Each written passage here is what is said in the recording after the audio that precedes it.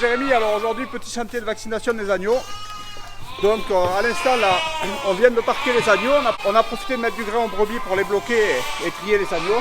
Donc là maintenant, pour pas que ça velle trop, on leur a mis dans la seconde coupe de luzerne. Donc ils sont en train de manger.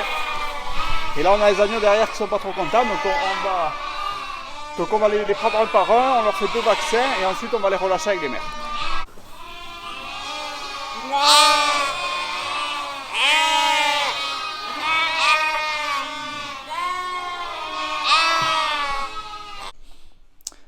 Donc ça c'est le premier vaccin qu'on va leur faire, donc c'est du Pastovax, c'est un vaccin qu'on utilise pour couvrir tout ce qui est problème pulmonaire lié à des soucis de pasteurellose.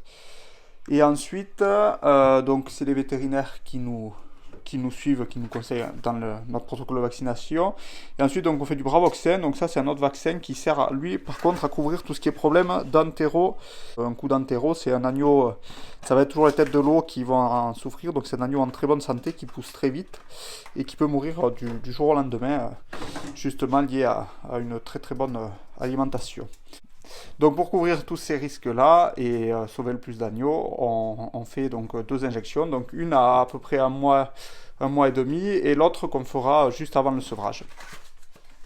Donc voilà, et le matériel utilisé, donc on a 2 pistolets, 2 seringues automatiques, sachant qu'il y a un vaccin qu'on fait à 2 ml et un à 1, et les deux on les fait en sous-cutané. Donc sous-cutané, c'est-à-dire sous la peau.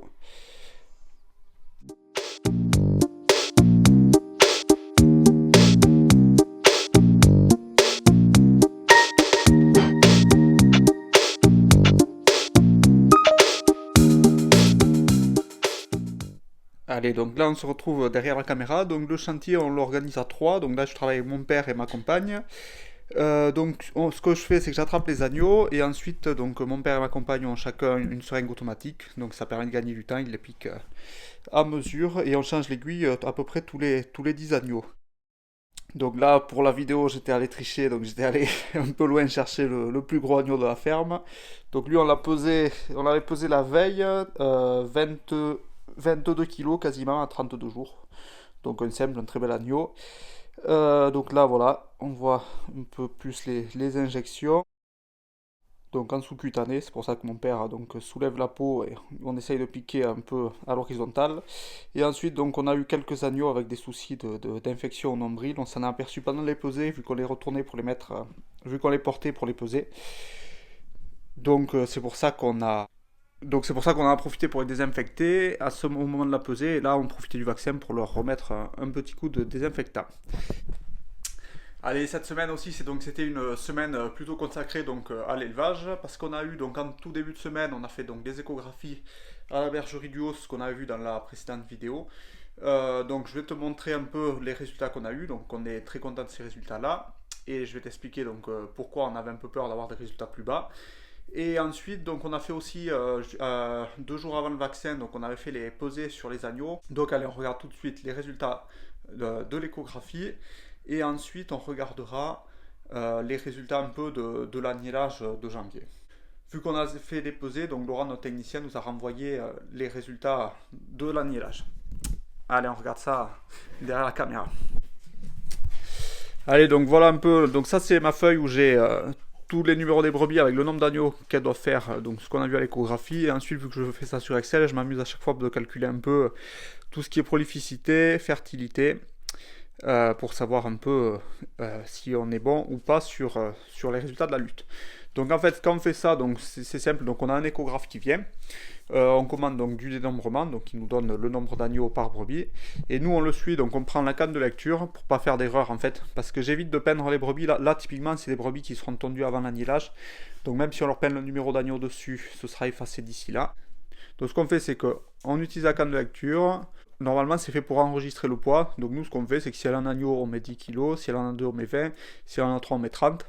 Et ensuite donc l'avantage de ce canne de lecture c'est que je peux tout remettre sur Excel. Donc ensuite sur Excel, j'ai juste à prendre ma colonne avec mes poids divisé par 10, comme ça j'ai le nombre d'agneaux.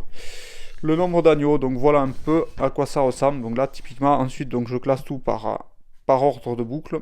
Et ce tableau-là, on va le garder à l'agnelage. Et ensuite, donc là, les résultats, donc on est très content. On a eu, sur ce lot, on avait 116 brebis à la lutte. Ça fait une prolif à 2,18, donc c'est très bien, c'est ce qu'on recherche. On ne cherche pas à être au-delà de 18, enfin au-delà de 20 après, ça fait trop de triples. Et ça fait une fertilité à 94%. Donc 94%, c'est un peu faible par rapport à ce qu'on faisait quand on était pas en accélération. Mais là, depuis qu'on est passé en accélération, ce que je disais, c'est qu'on a beaucoup baissé sur la fertilité. Et là, on est content parce qu'on est très correct. Et où je suis très content, c'est sur les agnelles. Donc, on a eu 62 agnelles pour 92 agneaux. On a eu 5 vides. Donc, ça fait 93% de fertilité. Donc, sur un lot d'agnelles, c'est très bien. Ensuite, on est à 1,48 avec aucune triple. Donc, ça, c'est parfait. C'est que des doubles ou des simples.